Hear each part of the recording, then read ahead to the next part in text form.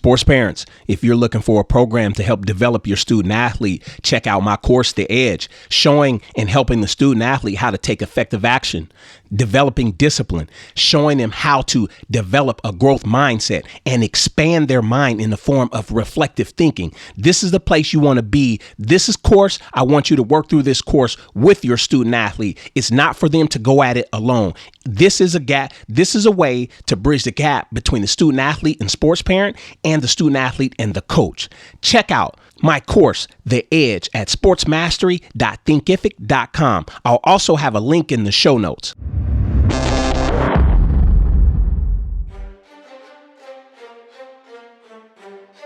Welcome back to the show, ladies and gentlemen. This is going to be a special episode. We're going to be talking about how do you find a superstar? How do you spot a superstar? How do you spot the potential in something that looks ordinary? What does potential which has not yet found expression look like? What does talent that whispers look like? Some of the things in terms of the questions that I just asked or that we're going to contemplate and wrestle with today is the qualities. Some of the qualities in these individuals that might not be on the radar, underneath the radar right now, is that they show up every day. They're enthusiastic and they have a certain amount of intensity in the form of anger that drives them. And I'm talking about not anger in a negative way, anger in a positive way. They want to get better. They want to be better. They want to show you that they should be at a certain level. But for whatever reason, they're not getting that opportunity right now. So one thing that we found is that these individuals are highly motivated. They have a certain mindset. They have certain values. Those are some of the things that we're going to discuss in this episode today also. And finally, some of the worst offenders are youth football, AAU basketball, and Little League baseball coaches. And what I mean by that is at a young level, high performance right now doesn't equal great potential in the long run. And the flip side of that is average performance right now doesn't equal low potential. So we're going to wrestle with some of these questions, some of these concepts. We're going to share our experiences. We have some stories to share. Once again, I have my co-host Leland Johnson on the show. How you doing? We're also joined by student athlete Mujeeb Rufai from Idaho, from the University of Idaho. That's the Vandals. And we're going to get into this discussion. Now, Leland, I remember several years ago, you told me that you had two wonderful athletes. And this happens to be one of the brothers. And at that time, they were at Lake Oswego High School. I know he was more playing basketball. He had took a year off from playing football. And several months later, he was transferring to Lincoln High School. And you were telling me that these are some great athletes. I hadn't met them yet. And then when I had a chance to meet them once again, and then we had the wherewithal to talk it through where you allowed them to train with me as far as what you were doing at the time and how I could help enhance their athleticism. So tell me, let's go back in time. What did you find in them? What did you see going into the future? Neglect, first of all. I just noticed that certain individuals weren't spending the right types of time with them. Some of it was mental transformation, just getting them out of thinking or getting them into thinking about things from a different perspective as opposed to the perspective that they were viewing it from.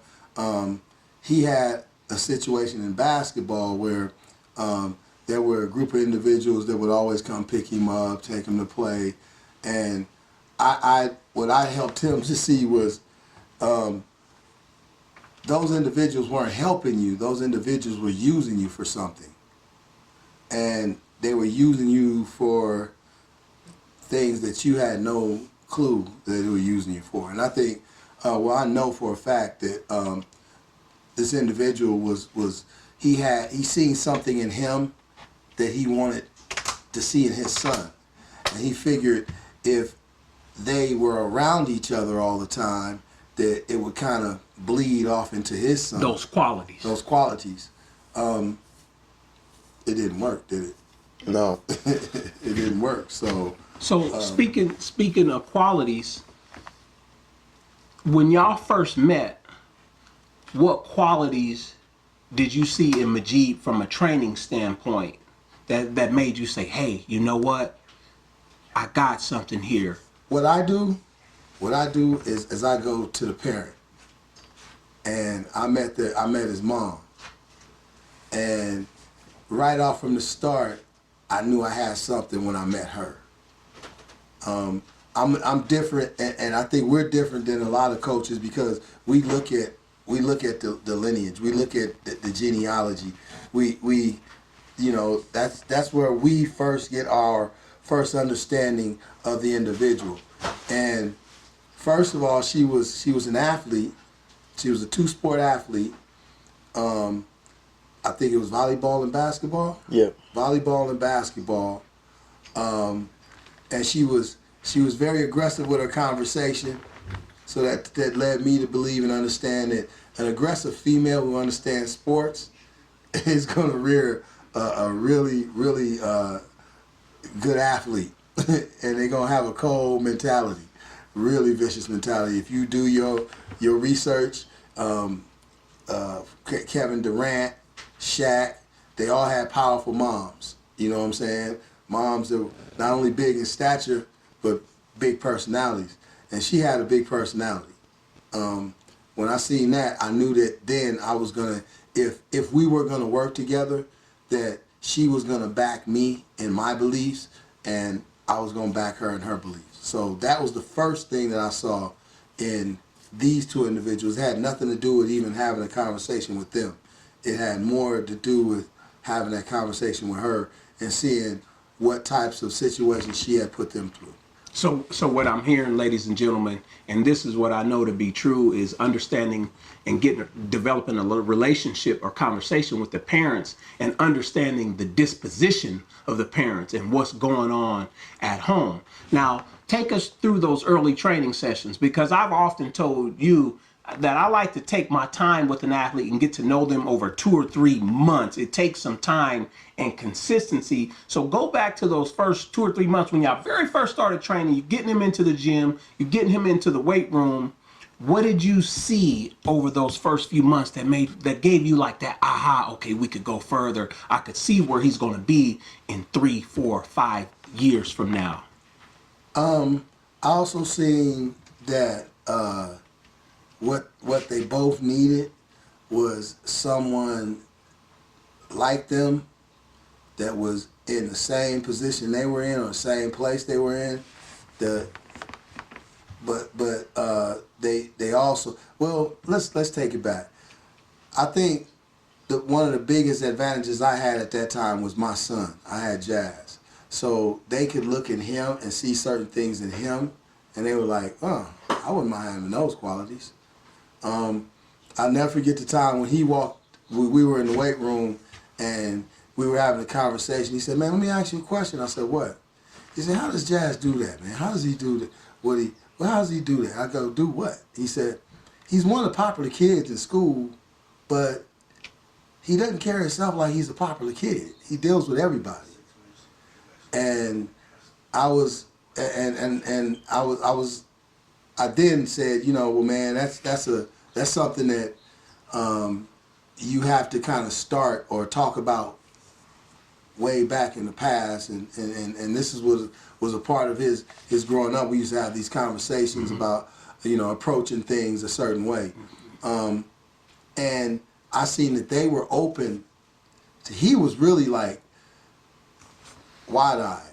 You know, it wasn't like he was, you know, not receptive to what I was saying. He was really receptive. Like it hit him like, oh, I want to hear I want to hear more of what you're talking about. So when I seen that he needed that kind of like an uncle or that mentorship is what we do. When I see that he needed that mentor, I jumped in, both feet in. And I was like, I can't lose with this. So let's hear from Mujeeb now. And where I want to go is you saw something in him, you believed in him, And that's where it starts, is having a coach that believes in you. And then how could you transmute that energy to show the athlete that you believe in them, so then they keep working, and then they have that further motivation. At what point, when you started working with Leland, did you say, if I stay with him, there's no telling what I could do, or I have, the possibilities are limitless? I mean, that's tough. I think it'd have to go to I think honestly the first day, he had me do the same drill the whole time for 2 hours. And I had never had someone do that. I've always had someone say, okay, you're going to spend 5-10 minutes on a drill and you keep moving through it. But I'd never had anybody say, no, we're going to sit here and you're going to do this until you get it right, until you kind of get it down and you get your speed up. And then at the end, he brought me up, and then we played 3 dribble drill. And I got to go against older people, which I usually never got the opportunity. And I just saw his methods were different, but he didn't just say, do this, and then that's why. He would always give you an explanation. He'd say, this is why we're going to do this, because it'll translate to this in the future. And like he said, his son was like, there's no better template than his son. Was like, look how my son's doing. You could do that too. You just got to work hard. And so I think that was looking at his son, because I was in middle school at the time, but everybody, Jazz Johnson was the name around the middle school, bro. Have you gone to the basketball game? You seen Jazz Johnson? And I was like, yeah, I have. And then I started working with him, and I was like, yeah, I work with Jazz Johnson. And they're like, oh, really? You could be great like him too. And I was like, I could. And so that's kind of when I was just I kind of committed, and just all the stuff he's done, I'd never seen it before. And it was just a different changeup. And like he said, he just brought a whole different feel to the game and to the table as a trainer, because most people were just they train you and then that's it. But he actually was invested, getting your grades right. It was just okay, that's it. That's the end of the conversation. It was what are your grades? And you'd be like, oh, well, this, and it's okay, well, you can get them up, or you're doing good, stay the course. And so he really invested. I felt like he was invested in me, not only as a player, but just as an individual, which is something that I really had never got before. It was only if you can play basketball, you can play football, you can play baseball, I'll mess with you. But if you can't do that, then I really have nothing else to offer them. So ladies and gentlemen, when you spot a superstar, a lot of times if they're not getting the reps, they're probably getting neglected in some way, shape, or form. I know that word, I'm using that word arbitrarily, but we've had subjective and objective experiences.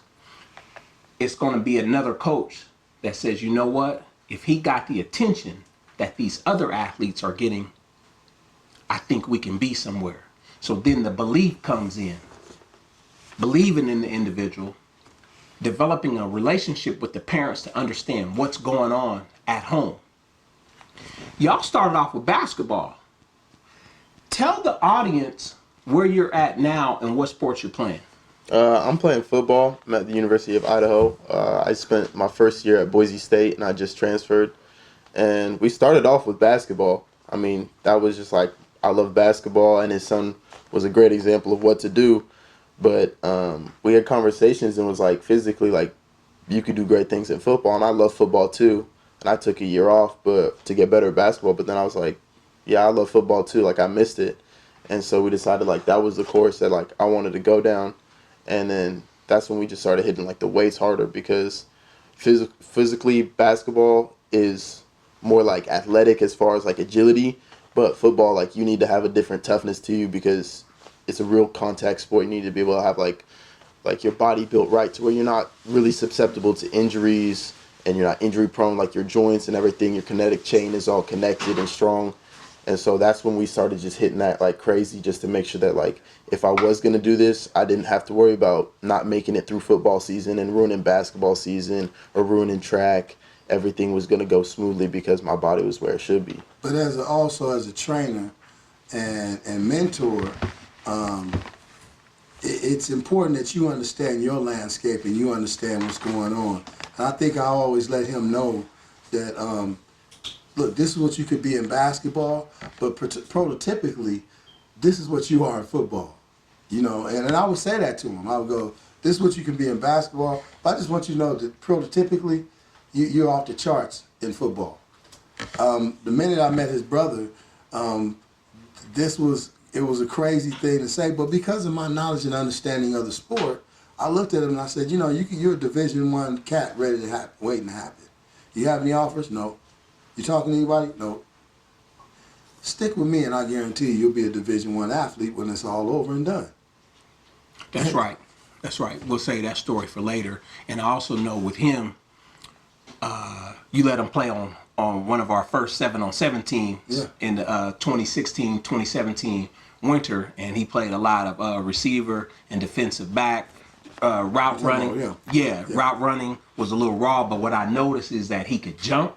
That was from the hoop, and he had soft hands. So we would put him at free safety and receiver, and I remember purposely we just jump ball in the end zone. He's going up and get it when we had more polished receivers that didn't have that strength and explosiveness to jump up and get that ball against one of the top teams. This was Rise, they're called Air at the time. So he showed me something. I'm like, he could play at the next level. I saw something, and it was probably going to be DB, and it was like just getting there, red shirting, and then learning how to play defensive back. Right. One thing I can say, he came home earlier this summer. You sent them over to Grant Park to train with us, and I didn't know he was coming. So I'm unloading the car, I'm getting the equipment out, and I see somebody walking by. They had on blue. Blue is Grant colors, And he's like, "Hey, Deshaun, what's going on?" And I looked at him. Transform. And I'm like, I texted Leland before the workout started. I'm like, okay, I kind of see what you talking about. Welcome back to the show, ladies and gentlemen. Today we're talking about how do you spot a superstar. We had Mujeeb Rufai on the show earlier, and now we have Kayode Rufai on the show. These are two brothers now playing at the University of Idaho.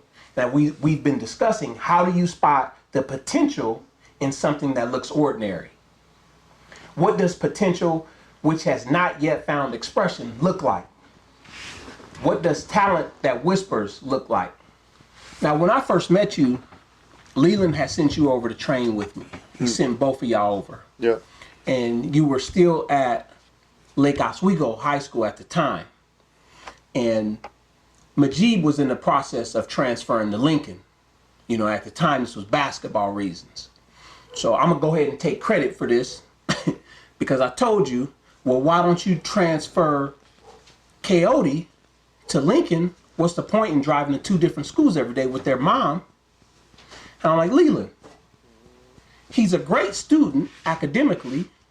I could see his size. The recruiters always come to the city, even though this city happens to be one of the worst in all of sports, but I know the recruiters are going to come and he's going to get out from there.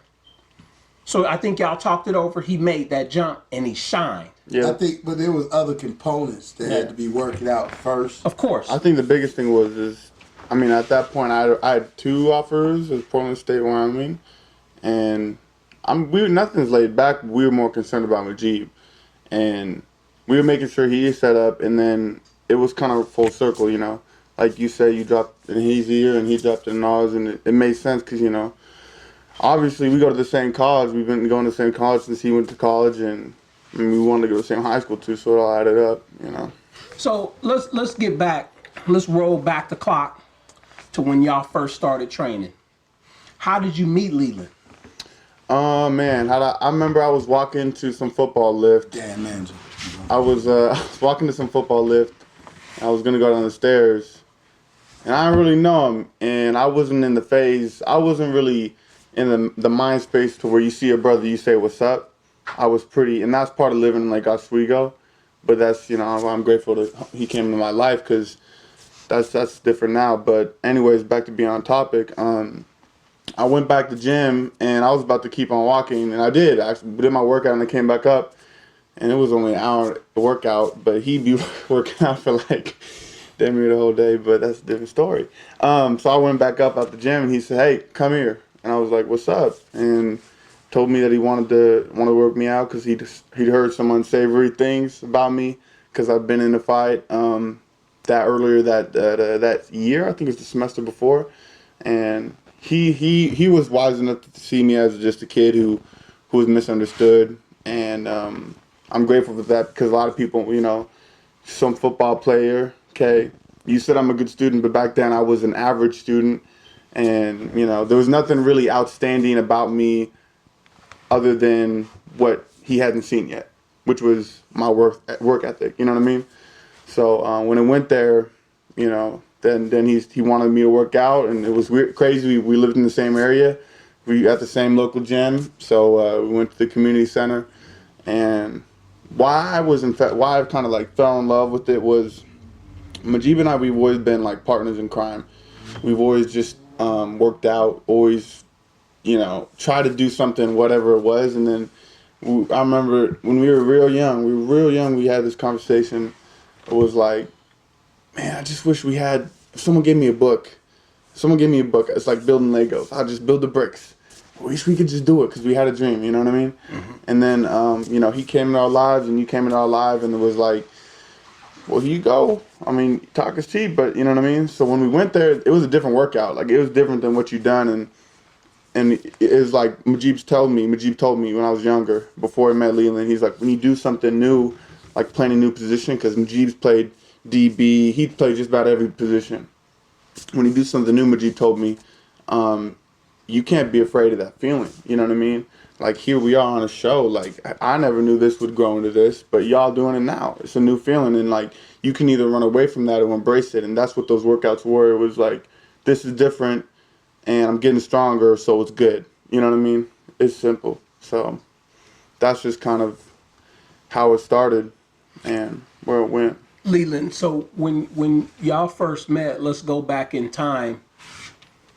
What did you see? Because you obviously saw where we could get him to, because with him being, I think, in high school at like 6'4", 246 pounds, 250 pounds, and can move off the edge. What did you see as far as where we can get to? What needs to happen to make sure he could reach his potential? Just that. I seen that. I already told you I had the conversation with Moms, and I understood her mentality and her approach. But I always told him this, and he knows. I said, man, you're NFL prototypical. And he'd look at me like, and I don't know how he accepted it back then, but I would just say, hey, you're an NFL prototype. So if you put in the work, I even said this, at the least what you'll do is you'll toil in NFL, in the pro football world for at least 2 to 3 years before they kick you out. I said, if you do all the things necessary, and it didn't take me 3 days, because we started doing lunges up the hills with weights on our backs, with the bars and all that kind of stuff. We was doing squats, box squats, all that kind of stuff. I told them, look, wake up 6, 7, 8 in the morning. If you guys are serious, be at my garage. I have thousands of pounds of weights in my garage. I said, if you guys really want to do it, then meet me at my garage at this time. And the first 3 days, I didn't expect them. They came and woke me up, actually. It was like, hey, you ready? I'm like, oh yeah, I forgot. And after the 3rd day, it made me realize that, hey, these dudes are serious. Because you have to understand, Jazz was gone. He was at the University of Portland. He was doing this thing. So our regiment and our routine kind of was out of me. You know what I'm saying? And then here it is. I've always had that we could work together. That was always in the back of my mind, but I didn't think it would be that immediate and that like right now, because they were ready. They were ready. So that goes back to what we were discussing earlier, just the motivation to be there at the early workouts. Right. What was, at the time, that everything that was going on in your life socially, what gave you that motivation? What pushed you? What was that? Where did the drive come from? I was tired. It's like you today. Tired of the situation. You can accept it or you can change it. You know what I mean? And that was that simple. I was tired. I didn't want to just waste my life away on video games, which is actually a good outlet to stay out of trouble now. But when you're young,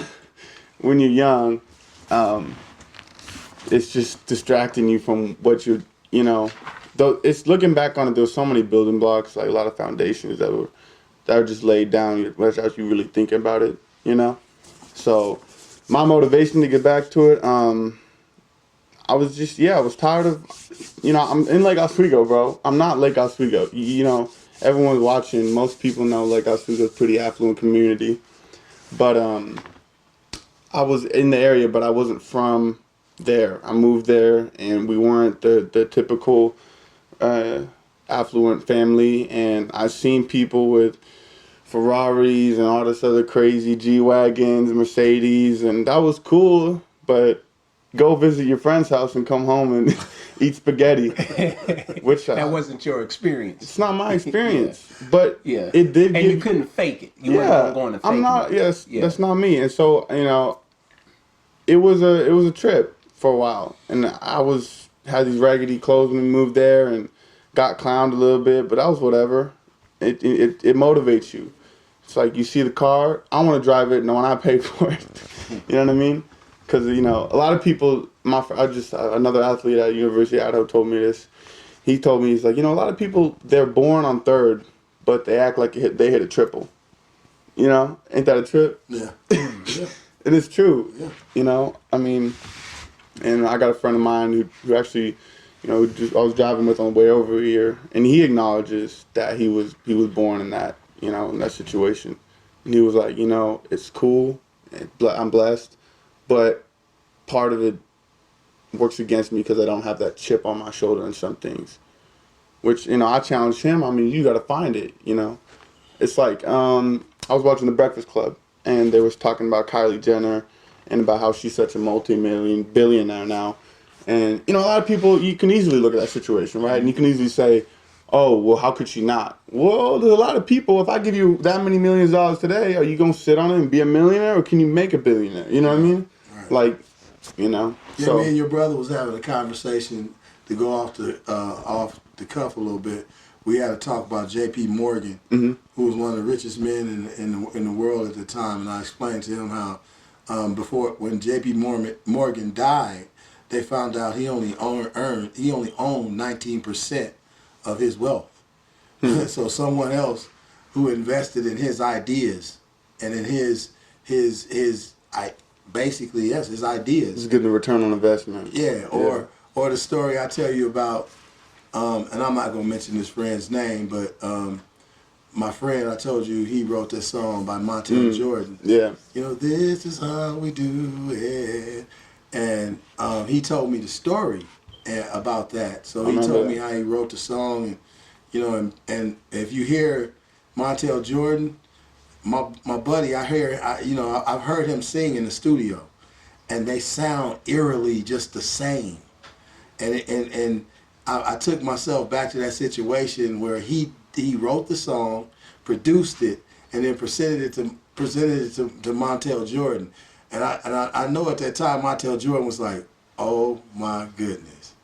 Because you all know what kind of hit that was. That's right. Now, I asked him, I said, hey man, so did you ever go back to him and just say, bro, I showed you love on that?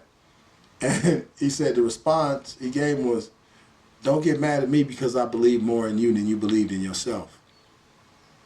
Cool. You know what I like about this story, especially going to the J.P. Morgan story, is that people could say what they want about him, like him only 19% of his wealth, but he showed belief in himself for somebody else to believe in him and have a coach or a mentor that would invest in them, kind of like how you're investing your time and energy in these youngsters for them to go further and do some things that they wouldn't normally do. And it's the same with athletes. Behind every great athlete is going to be a good or a great coach. True.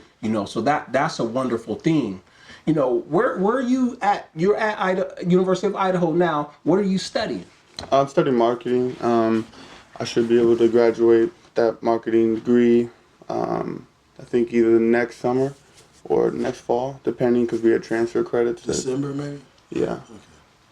So with everything, I'm glad you're on. I appreciate you taking the time to come on and drive out here too.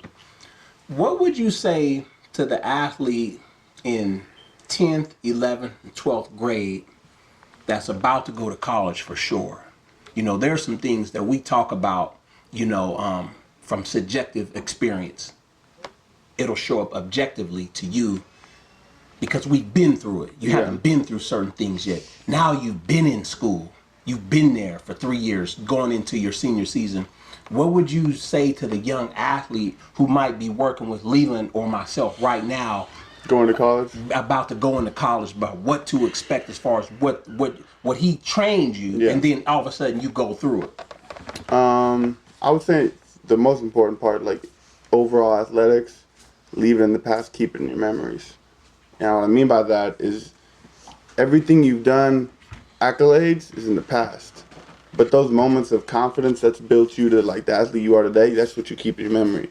Yeah. The workouts that Leland or whichever trainer you're working with, that those dog days, those grit days, keep it in your memory. You know what I mean? And don't make, we always say, KISS, keep it simple, stupid. That's simple, It's hard not to get caught up with all the moving parts. Only because a lot of people put more importance on those parts than what they actually are. At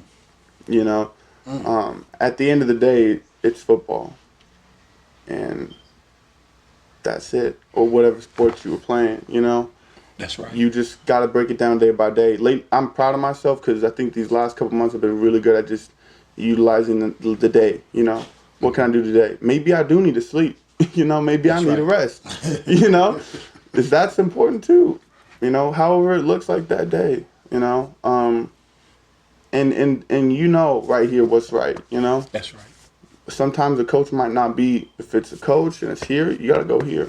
You're going to get backlash. Look at KD. I don't know.